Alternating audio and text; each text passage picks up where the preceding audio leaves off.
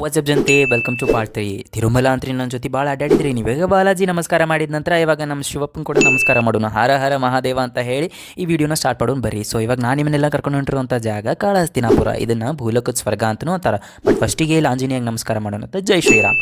So overall journey ಮಾತ್ರ ಮುದ್ದು ಕೊಡೋಂಗಿತ್ತು. ಅದ್ರಾಗೂ ಬೇರೆ ಮಾನ್ಸೂನ್ ಸೀಸನ್ ಫಾಗಿಗೆಲ್ಲ ಇತ್ತು, ಸೂಪರ್ ಇತ್ತು ಜರ್ನಿ ಮಾತ್ರ. ಸೊ ನೋಡ್ದಂಗೆ ಕಾಳಹಸ್ತಿನಾಪುರಕ್ಕೆ ಬಂದ್ವಿ. ಬಟ್ ನಾವು ತಿರುಮಲದಿಂದ ಕಾಳಹಸ್ತಿನಾಪುರಕ್ಕೆ ಕೊಟ್ಟಿದ್ದು 500 rupees ಪರ್ ಪರ್ಸನ್. ಇದ್ರ ಟ್ಯಾಕ್ಸಿಯಿಂದ ಹೋಗಿ ಟ್ಯಾಕ್ಸಿಯಿಂದನೇ ಹೊಳ್ ಬಂದ್ವಿ. ಸೊ ಇಲ್ಲಿ ನೀವು ಈ ಜಾಗದ ವಿಶೇಷತೆ ಏನಂತಂದರೆ, ಇಲ್ಲಿ ಬಂದು ನೀವು ಎಷ್ಟು ರಾಹುಕೇತು ಅಥವಾ ಬೇರೆ ಯಾವುದೇ ದೋಷ ಇದ್ರೂ ಪರಿಹಾರ ಮಾಡ್ಕೋಬೋದು. ಇನ್ನೂ ವಿಶೇಷತೆ ಏನಂತಂದರೆ ಕೋಟ್ಯಾನ ದೇವತೆಗಳು ಇಲ್ಲಿ ಶಿವಲಿಂಗನ ಸ್ಥಾಪನೆ ಮಾಡಿರ್ತಾರೆ. ಸೊ ಅದಕ್ಕಿಂತ ಹೆಚ್ಚಿನ ಇನ್ನೇನು ಬೇಕು, ಸಚ್ ಅ ಪಾಸಿಟಿವ್ ಎನರ್ಜಿ ಅಲ್ಲ. ಸೊ ಇಲ್ಲಿ ಆಕಳಕ್ಕೂ ಸ್ವಲ್ಪ ಹುಲ್ಲು ತಿನ್ಸೋದಿತ್ತು. ಸೊ ಆಕಳಕ್ಕೆಲ್ಲ ಹುಲ್ಲು ತಿನ್ನಿಸಿದೆ. ಬಿಕಾಸ್ ನಂಗೆ ಪರ್ಸ್ನಲಿ ಆಕಳ ಕರು ಅಂದರೆ ಸಿಕ್ಕಾಪಟ್ಟೆ ಇಷ್ಟ. ಆ್ಯಂಡ್ ಅಲ್ಲೇ ನಾಗರಕಟ್ಟಿಗೆಲ್ಲ ನಮಸ್ಕಾರ ಮಾಡಿದ್ವಿ. ಗುಡಿ ಅಂತೂ ಒಂದು ಟೈಪ್ ಮ್ಯೂಸಿಯಂ ಇದ್ದಂಗೆ ಐತಿ. ನೀವು ಬಂದು ಒಂದ್ಸಲ ಎಕ್ಸ್ಪ್ಲೋರ್ ಮಾಡಿರಿ. ಆ್ಯಂಡ್ ಅಲ್ಲೇ ಇದ್ದಿದ್ದ ಅನ್ನ ರಸಂ ಊಟ ಮಾಡಿದ್ವಿ. So wait for part 4.